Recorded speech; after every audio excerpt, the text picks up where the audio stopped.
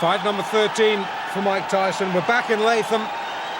It's the same Mike Tyson. It is not the same camp. This is his second fight since the tragic death of Cus D'Amato on the 4th of November. This is the 22nd. And we're against an opponent who just might be the one to test him. In all Tyson's early fights, well, in his latter fights anyway, I've said that we really need to see a better class of opponent.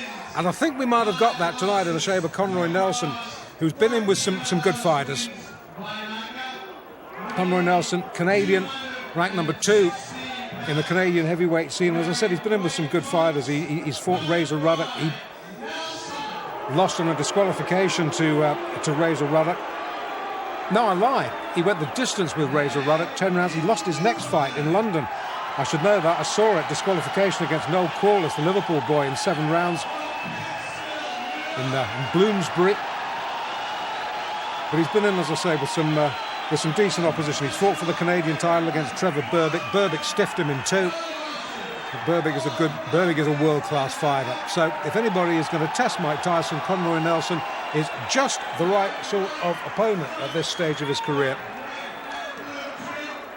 The cornerman you might have seen wearing the ring jacket of former world light heavyweight champion Matthew Saad Mohammed from a few years back. Tyson just looks awesome, doesn't he? This, as I say, fight number 13 of the previous 12. 9 have been won inside a round.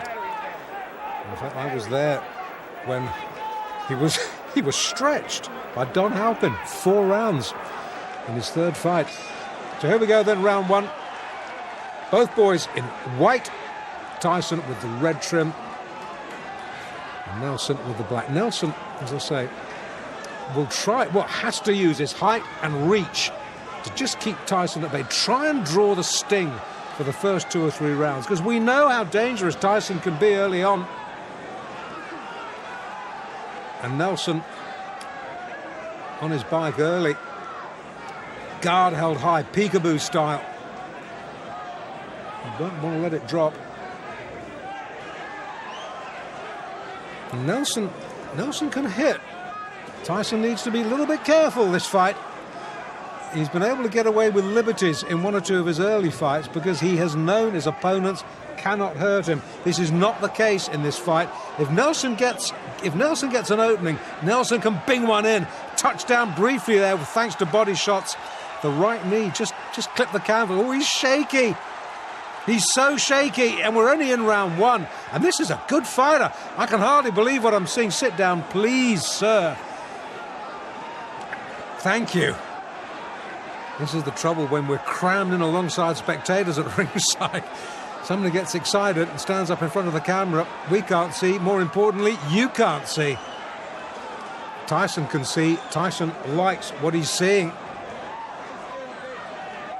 Well, while our vision was momentarily obscured, Nelson seems to have recovered a little bit of equilibrium. In fact, he comes back with a short chopping right of his own there. Gets through.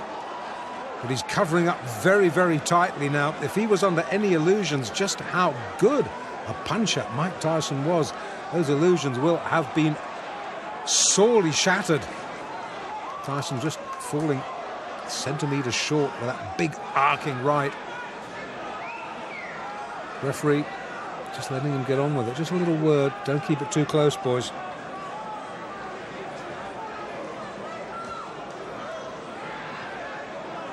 Well, Nelson,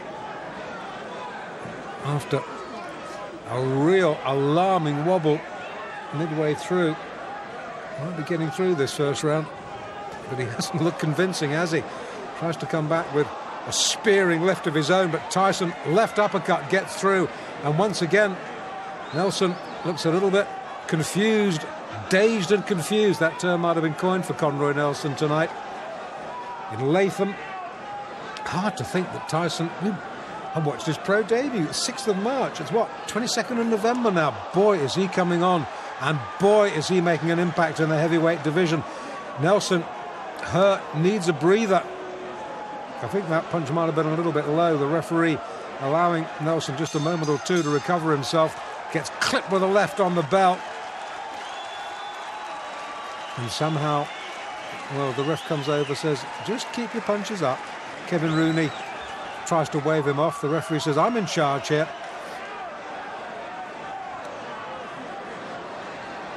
Okay, we're in the second. And once again, it's all Tyson. And Nelson, who was in deep trouble, is in deeper trouble as the left hook, which is fast becoming a Tyson trademark, sends him down. The gum shield has been spat out. Nelson says, well, that's it, thank you very much. I think discretion, the better part of valor there. Conroy Nelson spat the gum shield out, walked back to his corner. Well, fight number 13, unlucky 13, I don't think so. 13 fights, 13 wins. At least Nelson got him into the second round. Tyson now observing the post-fight niceties. I thought Conroy Nelson, well, in fact, I wasn't the only one who thought Conroy Nelson would stretch him, and he did, into round 2. Took Tyson all of 3 minutes and 30 seconds to dispose of the second-ranked Canadian heavyweight, Conroy Nelson. Now, the only reason Conroy didn't get himself a one-way ticket to Palookasville in the first round is that he spent most of his time covering up, while Tyson delivered one wicked body shot after another. I mean, you could hear those punches clear out to the parking lot. I couldn't figure out whether Nelson was there to fight or to give a lesson in survival tactics. Anyway, Tyson finally got to him in the second, setting him up with a sweet overhand right, then taking him out with a vicious left hand. Referee counted him out at 30 seconds of the round. Very good fighter, experienced fighter, within good fighter. But a friend of mine from Canada called David Hilton was telling me about him and about the clutch he tried the whole time. But he surprised me because he wasn't trying to hold, he was fighting. I think he was here to pick up a paycheck. The first round, all he did was cover up. Well, maybe he was a little leery about the puncher power. But again, that's you saying because you're not fighting. He did some good shots, but anybody else, they would have quit. Yeah, that right-left was devastating. Thank you very much, sir. So now Mike Tyson is 13-0, all of his victories coming by knockout, and no bout has gone past the 4th round. So you got to wonder, when's the KO kid going to move up in class?